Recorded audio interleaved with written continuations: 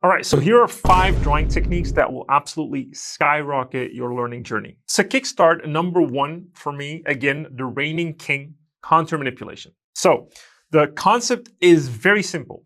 We're manipulating the contour of a form. So as you can see here with the dragon drawing that I have, it might seem like a very complex form, a very complex drawing, but all in all is just a structure. And many people understand that it's a sort of cylinder going in space like this, attached to maybe a bigger inflated cylinder that we don't even see, attached to some type of a box sitting in space, right? Now, if you don't understand this, that's number 1, right? Understand structuralization. Absolutely. But contour manipulation dictates that instead of having this round contour for the cylinder, what we're actually doing is we're changing that contour into something that better fits, well, the anatomy and also just the design of, in this case, a dragon. So it's no longer just a cylinder, it's more of a shape that looks like this. And so this is my contour, this is my cross section. And based on that, I'm now again redrawing that shape, keeping those contours as I go in space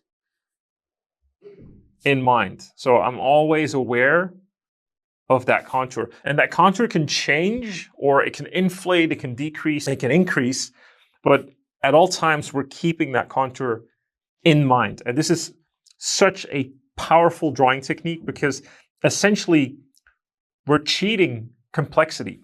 We're making things look complex while we actually understand the simplest forms possible. We're just having fun with them. And this is such a crucial drawing technique that everyone seems to neglect, but it's the one that almost gets you to drawing really, really well the fastest. And it doesn't matter what it is, you just have to practice this over and over because it's hard to at first see those structural forms really well. But as you get better at doing it, it becomes easier and easier and easier. Same for like the horns that you're seeing or whatever it is, even like this guy's mustache, right?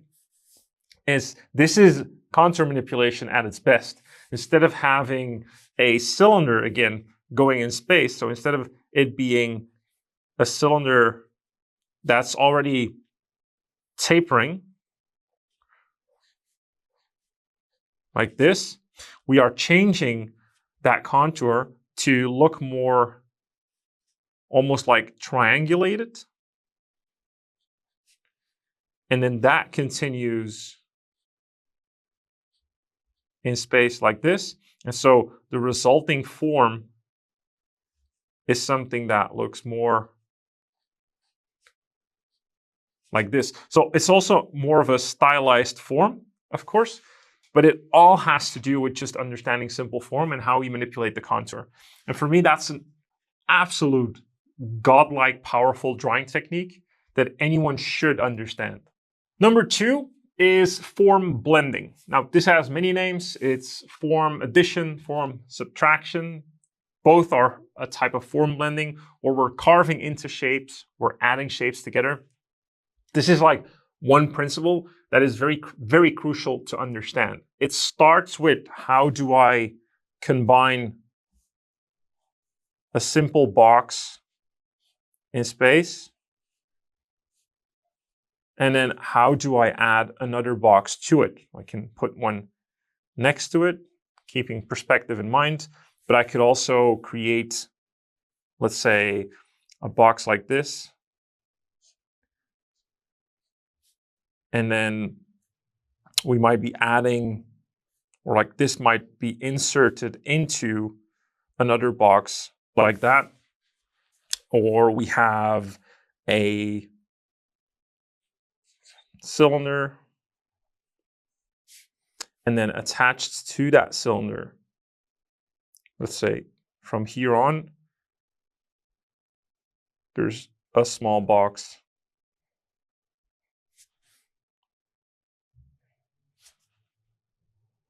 attached to that in space. So we're adding, we're subtracting. We can also have a box in space like this. And instead of adding a cylinder to it, we're subtracting a cylinder from it.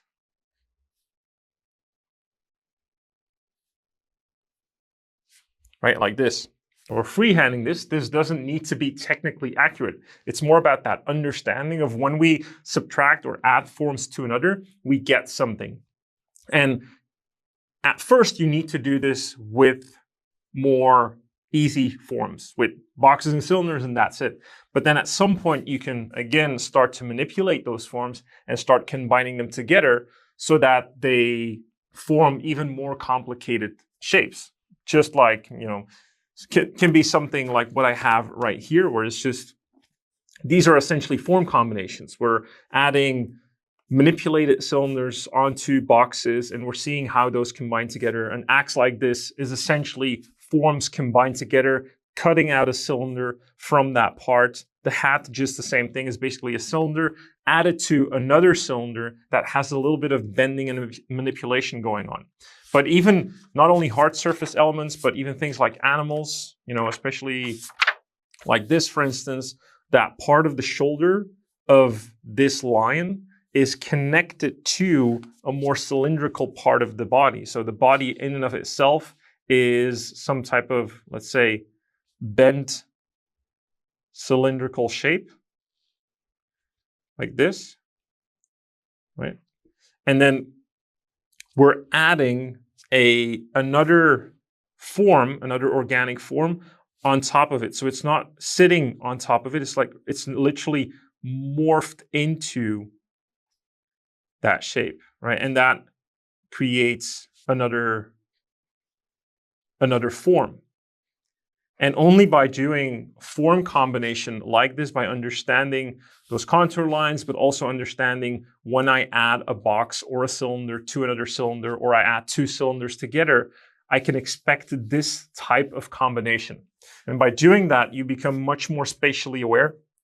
You understand three-dimensionality a lot better, and everything becomes a lot easier to draw, because when you look at something, you're not only thinking of what's underneath or what am I exactly looking at, you're just thinking about it in terms of what forms are being combined together and how are these forms, you know, sitting together and how are they manipulated in space. And I'm just drawing that. I'm not actually drawing a line. I'm just drawing a set of shapes molded together, because then when I want to go and draw that from imagination, I already have a building block. I already have a framework to start from. I don't need to start from scratch again. I don't need to look at reference. I can, but the reference is only there to help me. It's not there to limit me. And that's very important. Number 3 is form wrapping.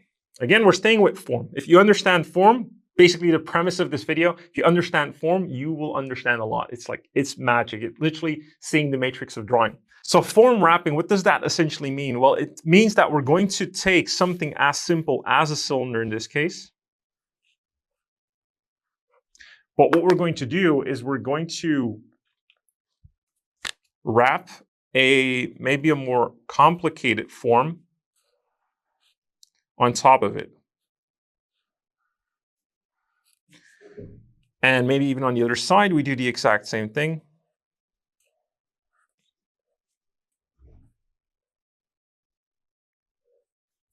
And again, you see, we have to like think about how these things wrap around each other. But this is incredibly useful and an incredibly useful technique and skill. Because one, again, you become more spatially aware, but also when you look at something, let's say a seemingly complex as armor, as what I have right here, what you're actually doing is you're no longer looking at the complexity of the armor. What you're actually doing is seeing like, okay, this armor is actually wrapped around a simple form. So for me, when I look at this, or when I look at armor like this, I'm just seeing like, oh, these aren't shoulder plates. These are just shapes wrapped around a cylindrical imaginary object. So for me, the imaginary object is that cylinder in space like this, and the shoulder pads are literally just wrapping around that thing in space. And so for me, then it becomes a lot easier just to understand the three-dimensionality of that form. Because I'm no longer really treating it like a real-life object. I'm just treating it as something wrapping around something else. And it's the same with, something as a chest guard or shoulder plates or arm bracers or even, elbow guards or knee guards. It's the exact same thing. I'm no longer looking at the complexity of the form. I'm just looking at where is it actually wrapping around. And then when you go a step further, let's say for the chest plate, for instance, when you take that a step further, that chest plate isn't really wrapping around a cylinder. It's wrapping around a manipulated cylinder. So it's wrapping around a cylinder that is a bit inflated on both ends, like this. Right, and so this would be the center line. And then that shoulder guard is sort of wrapping around it like this.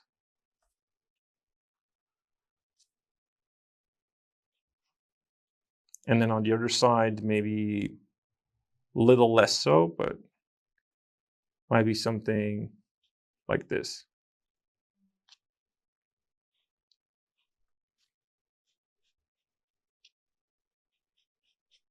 Right? So again, I'm not thinking about, if I had to draw this just out of my head without understanding this principle, I would have a very hard time because I need to think about all of these complex moving parts constantly in space and keep them accurate. But here I'm like, oh, I just have to follow this imaginary simple object.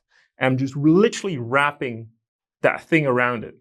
And then everything becomes so much easier. Drawing becomes so much easier once you understand that concept of form wrapping. And then number 4 is indicating form.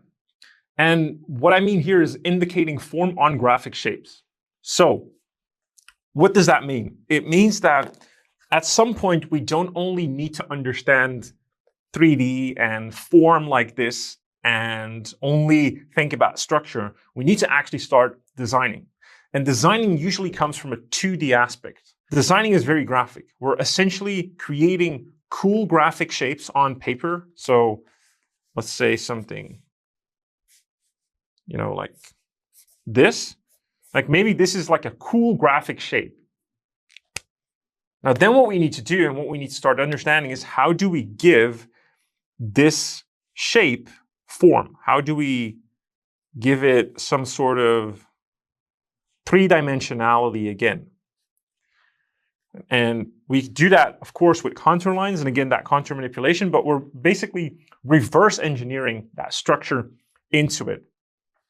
But it's really important that we do that because we need to start understanding how we can take all of these forms and mold them into those graphic shapes. Because then we keep the coolness of that graphic shape. So the design itself stays really cool and we add believability on top. So we're not starting with these three-dimensional forms because if we have to make a cool design with cylinders and cubes and all of that, it will become very rigid. It's almost the same as starting a figure with anatomy. If I start drawing a figure with the pecs and the deltoids and the bicep, tricep, and the obliques, and with all these rigid forms, I start almost patching a figure together. It's not gonna look like a cool figure.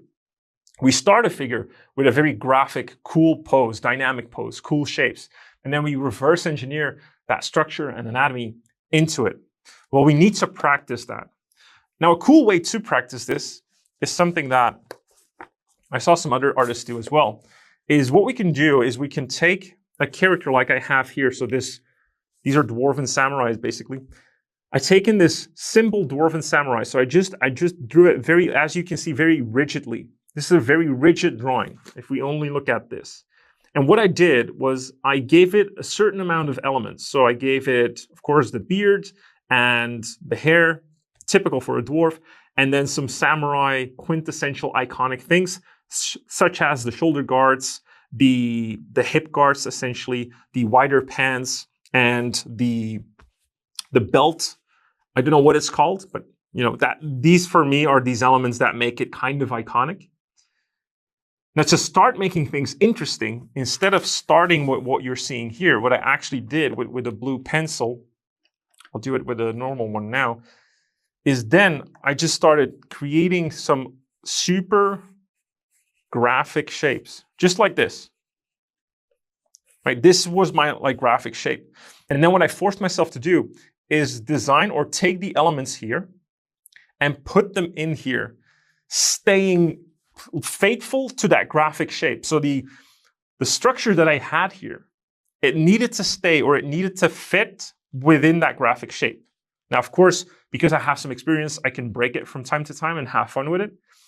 But because of that, you come up with some incredibly creative things just because you have to stay within a limitation of that graphic shape.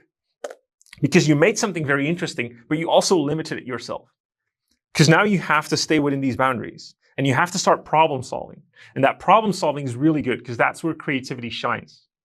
So again, form indication on graphic shapes is an incredible drawing technique that will elevate your drawing skills tenfold. All right, and then lastly, number 5 is shadow mapping. Now, shadow mapping is not something you haven't heard of. It's a pretty common technique. It's pretty common amongst painters. But I want to address it, and I wanted to put it in this list because I think it's incredibly powerful to add a dimensionality to your drawing that actually transcends drawing. It looks more like painting. It looks more believable because of it. So when we have a drawing, let's say, let's just make a face, right? We have like a simple face like this.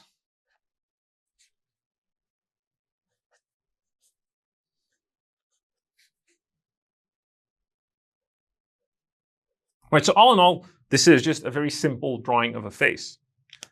And that works fine. There's nothing wrong with it. But I love shadow mapping because you can start to imply detail and you can start to add a lot of depth, a lot of graphic depth to a drawing because of the way you shadow map it, because the shadow mapping becomes an extra element of design. So it's no longer just about the drawing, it's also about the graphic design that you add to the shadow map. Meaning that I will now choose based on a light source, because now we're really playing with light here. I will choose a light source and I will start to literally graphically map out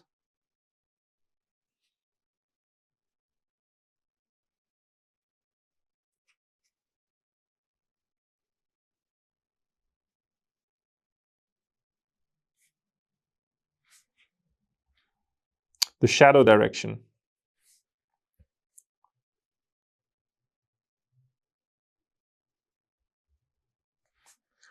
And why it's called shadow mapping is because you first usually start with a map. So you start to first literally map out and contain all of the places where that shadow map will exist. So that's what I'm doing here. I'm essentially saying like, okay, there will be a shadow everywhere where I'm containing these lines. Now, it could be that I only understand these lines and only you need to, of course. But I'm trying to create a good, understandable map for myself.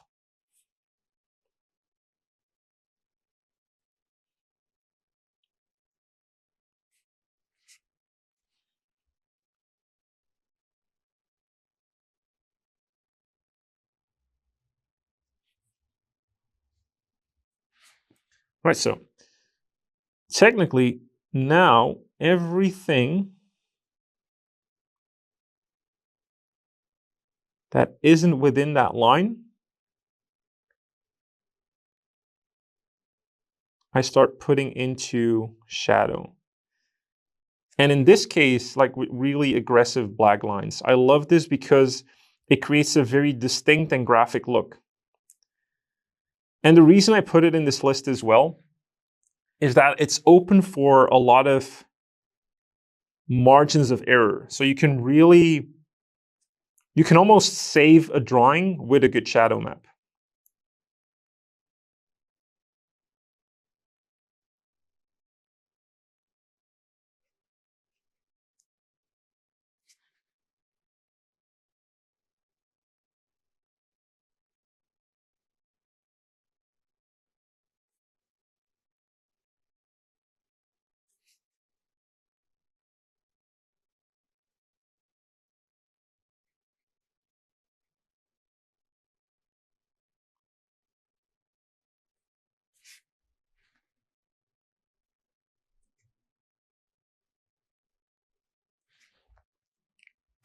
So there you go, right? By adding in this shadow map, this very graphic shadow side, we create a lot more, not only punch, but also mystery and design and believability to it. It's the posterization of an image, essentially.